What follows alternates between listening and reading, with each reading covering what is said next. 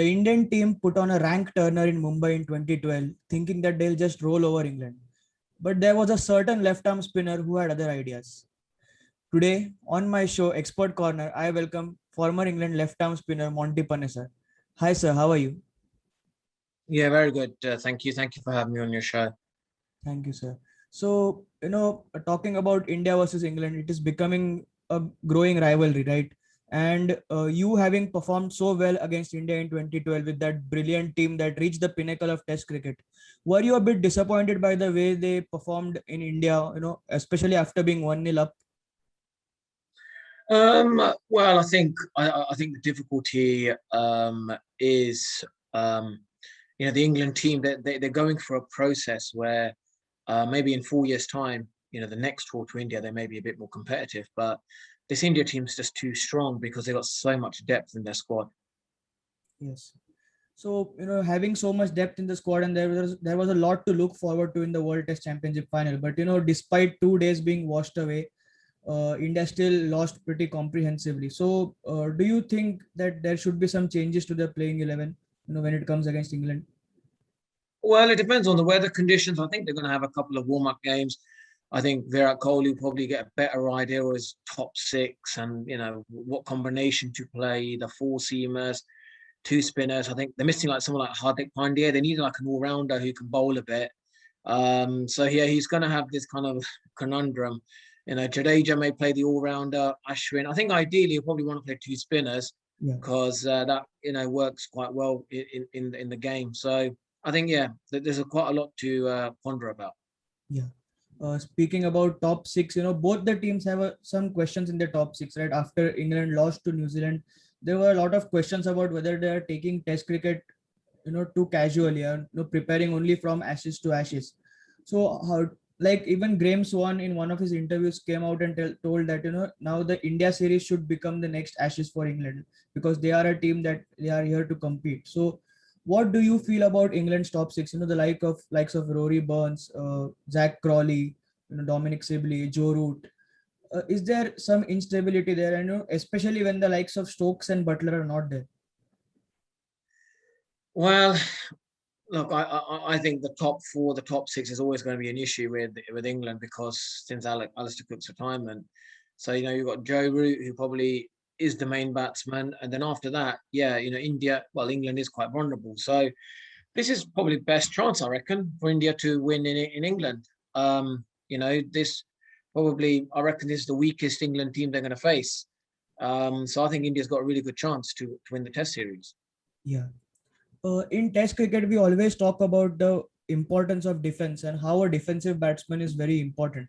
But now that you see that there are reports of Cheteshwar Pujara being replaced by maybe a KL Rahul just to get that strike rate going, and there has also been a lot of talk about Cheteshwar Pujara's strike rate back when India toured the West Indies in 2016, and he was also dropped the last time we started the Test series in England.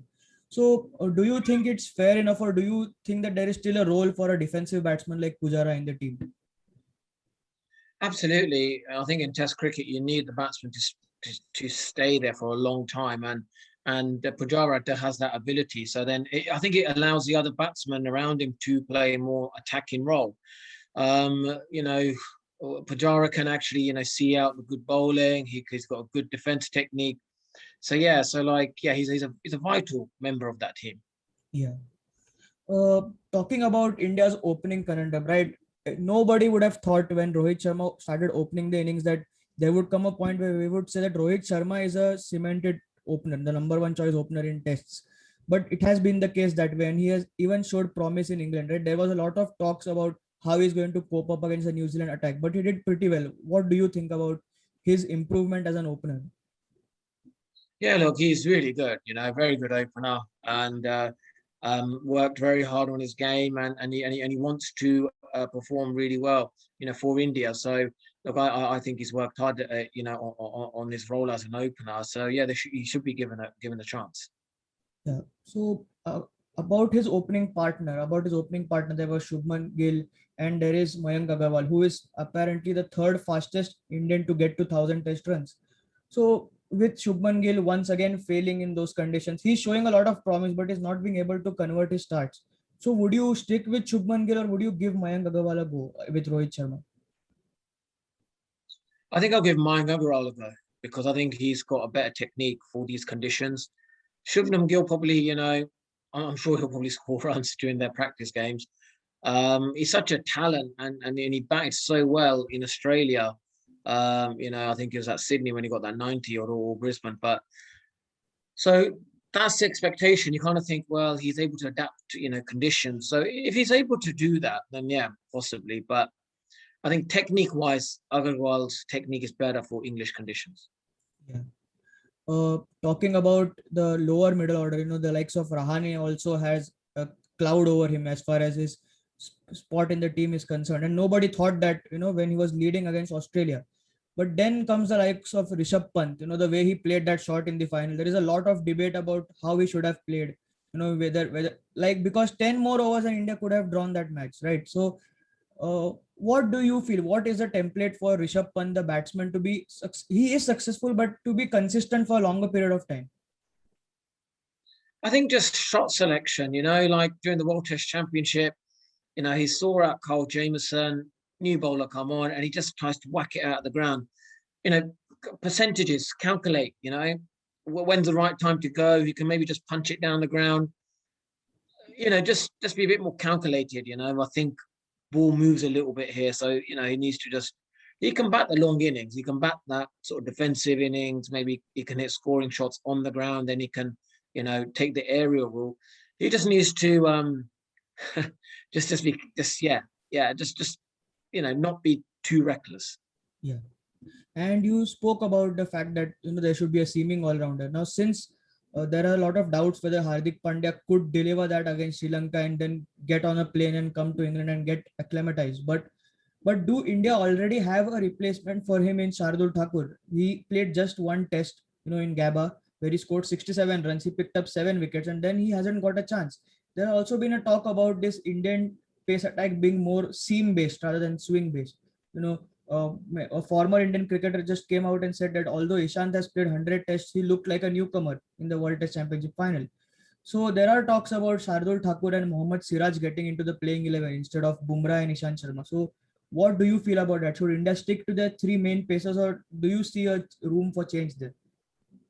I think Jasprit Bumrah needs to pitch it up a little bit and not like he bowls that sort of back of a length really quick.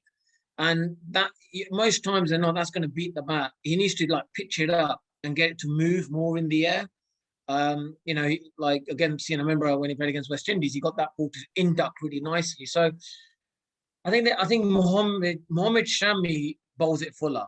Ishant Sharma can bowl it full up. But Jasprit Bumrah, I just don't think his natural length is to hit the top of the off stump.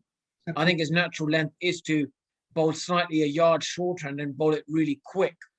Which, if you come across a good lever, which England batsmen are going to be good levers on the ball, they'll end up just leaving most of his deliveries and you need to be hitting the stumps.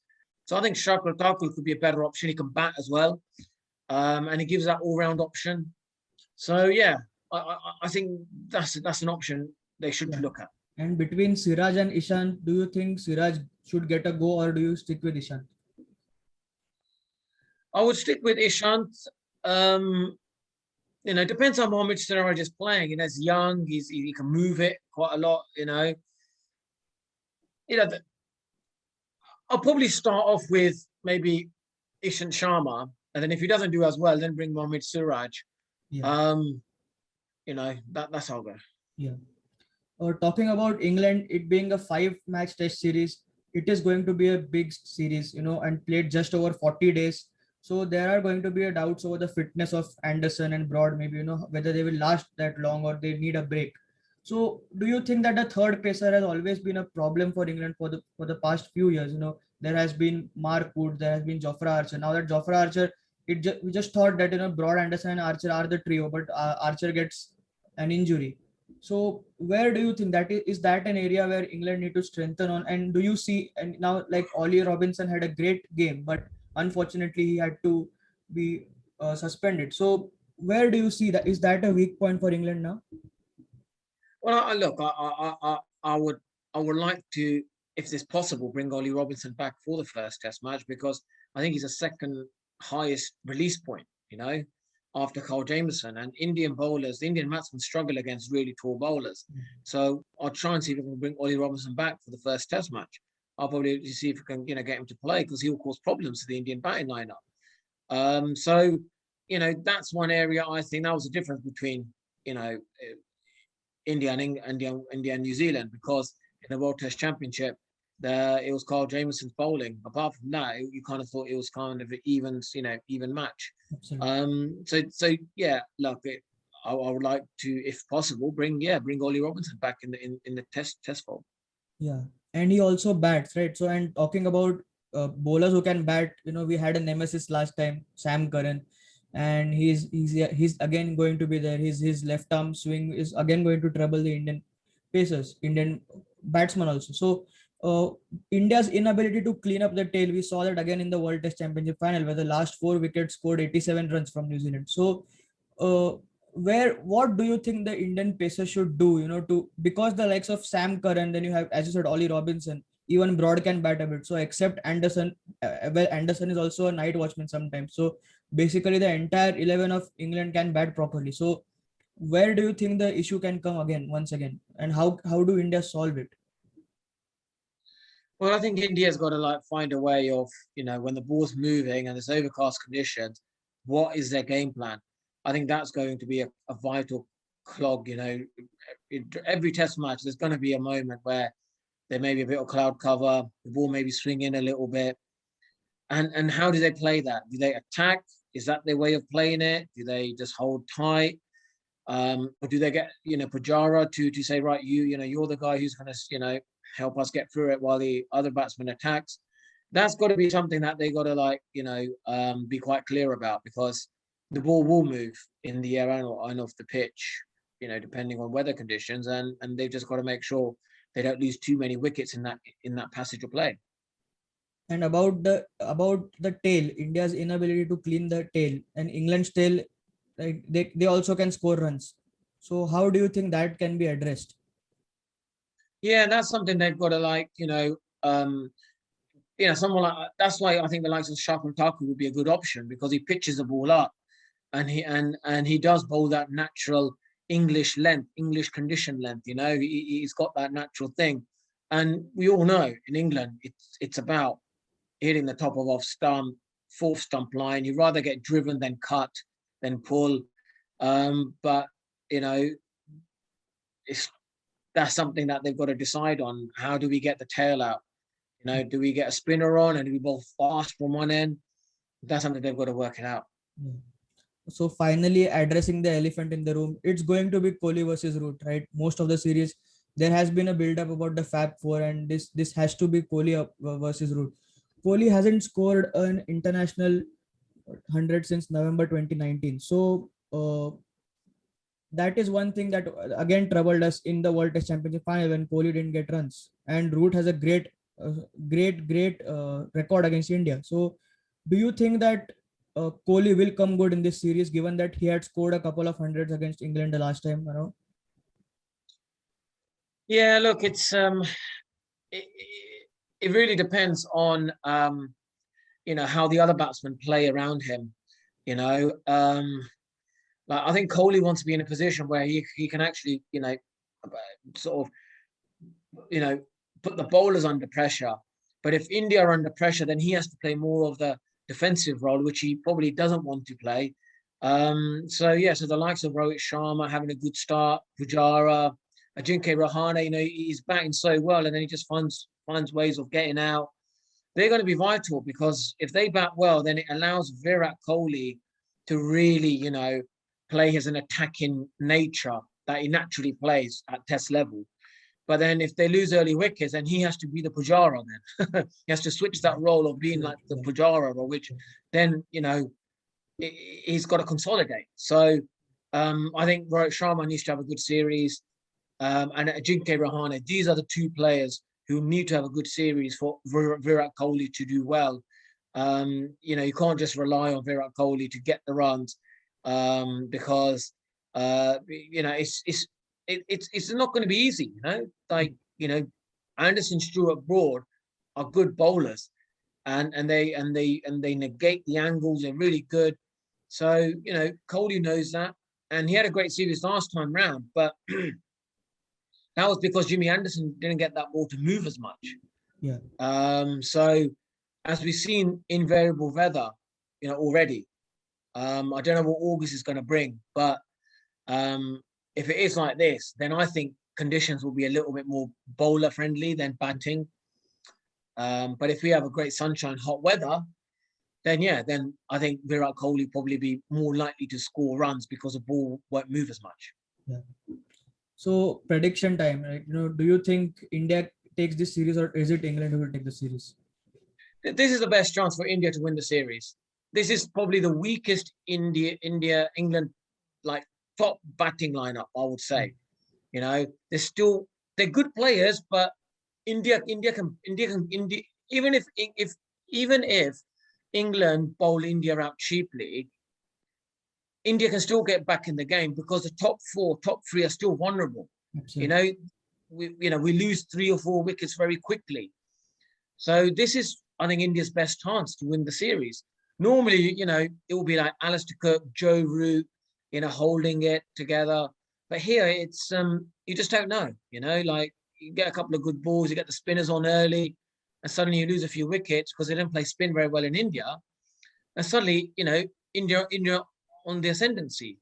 So I think this is India's best chance to win, because the top 4, the top 5 is a little bit questionable with the England team, because they're still finding, it's probably the most inexperienced top 4 India will ever bowl to.